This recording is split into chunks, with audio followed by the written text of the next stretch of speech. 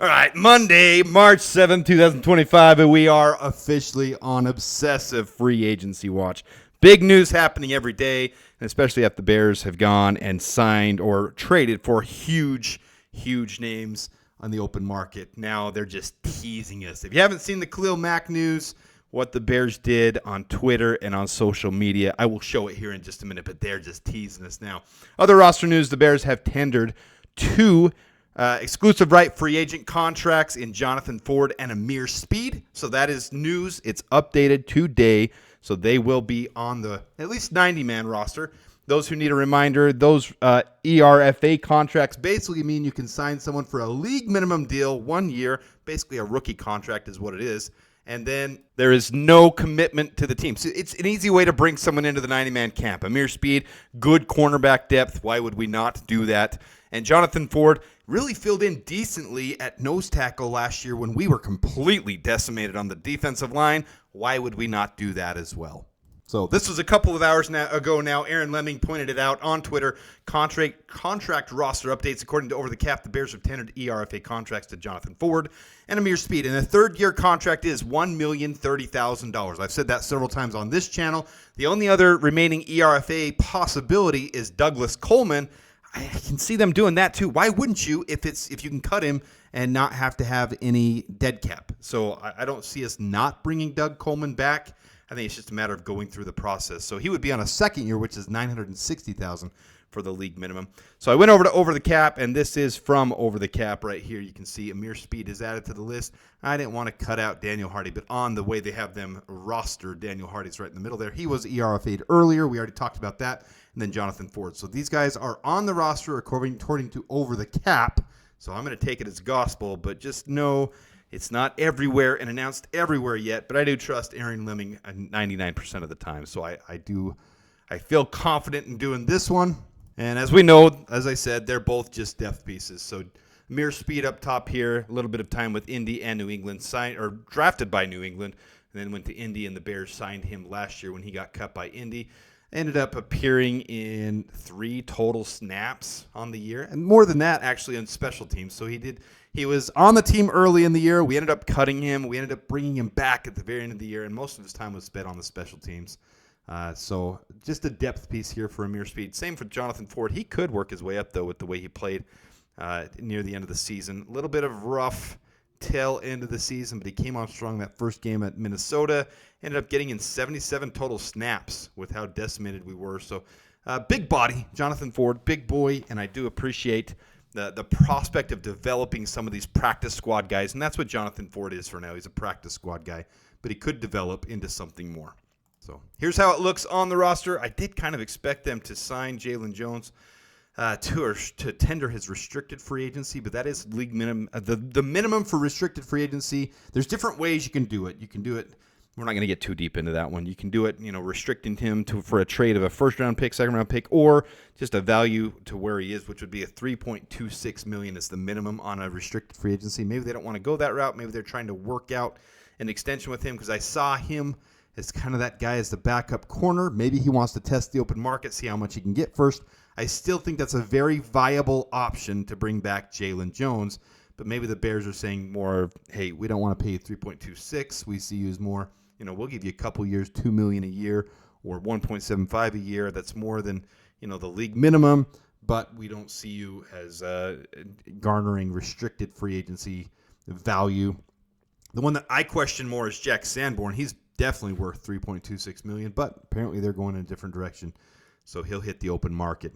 And as we said before, you see the ERFA is the blue logo here. The green one is unrestricted free agent, and the orange one is restricted free agent. That's just service time. So Jalen Jones has been in the league more than 3 years. So Douglas Coleman is one that we could sign. He's only had 1 year in the league. He'd be into his second year. So we can sign him. I can see us doing that for depth here, doing the same thing. It's only $960,000, and we can cut him later. He doesn't necessarily have to make the 53-man roster for us to tender that. We have to do it before free agency begins in 2.5 days. So that's kind of the last update there. But that's where it stands with the cornerbacks and the safeties. And then as we look at the defensive line, this is where we stand now. And the depth for developmental guys is there, but we are still lacking some serious need with starters and backups, primary backups. You can see we still have Chris Williams as a restricted free agent. I don't see us tendering that one. Jacob Martin, Darrell Taylor, and Byron Cowart set to hit the open market. Do we like bringing any of them back? Sounds like we're going big game hunting.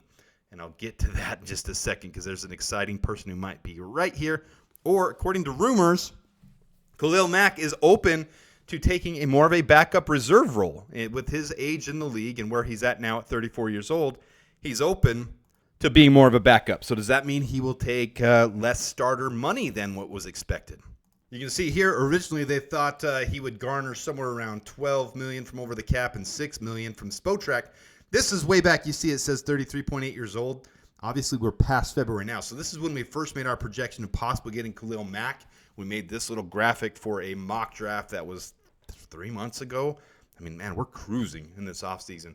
So Khalil Mack now is 34 years old, just had his 34th birthday, and they're projecting he's now at over the cap, 11.6. Spotrac saying 23.6. I think it's going to be somewhere in the middle of that. I think he's, especially if he's going to take a reserve role, I think he would sign for somewhere in the $15 million range. That's just me personally.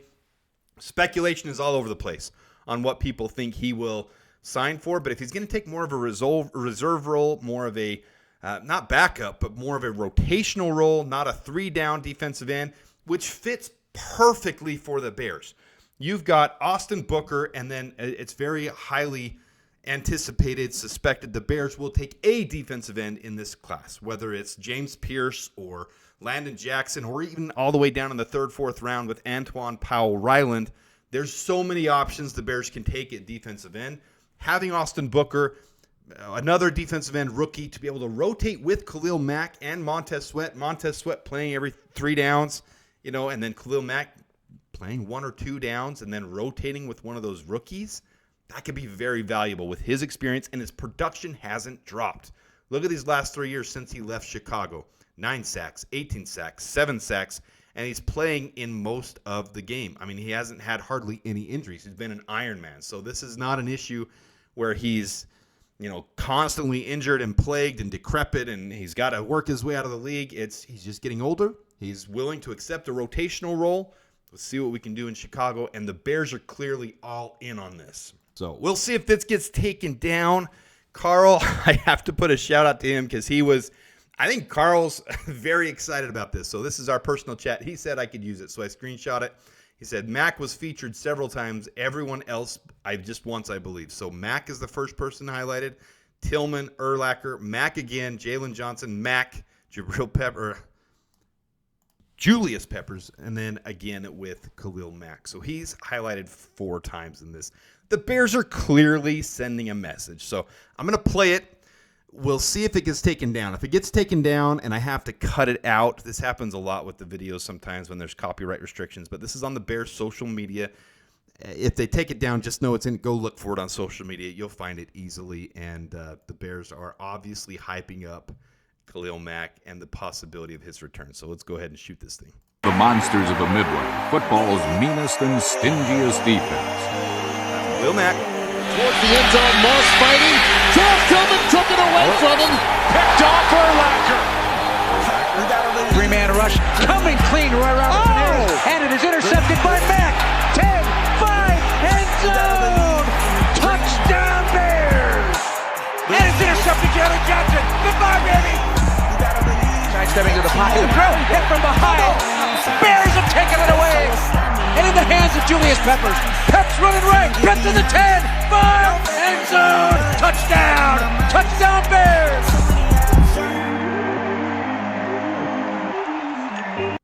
I don't know how you don't get hyped about that. The Bears are flat out simply teasing us with that. They are...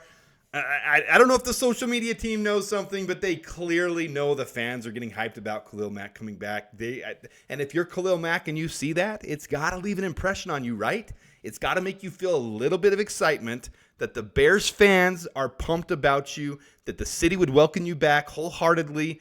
Obviously, we let him go, and we've struggled at that position a little bit. Bringing him back as a role where he helps develop guys, takes a rotational role to end his career, having him retire here would be phenomenal. I'm all in on this. $15 million, you can make $15 million work. $18 million, fine. Somewhere in that range, Make it work, Bears. He's still productive. He can teach these young guys, and he's an absolute beast. So tell me what you guys think, though.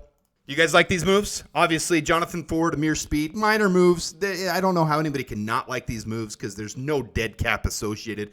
You're bringing them in for 90-man camp, giving them a chance to continue to progress, to continue to proceed with their career and have a shot with the Bears.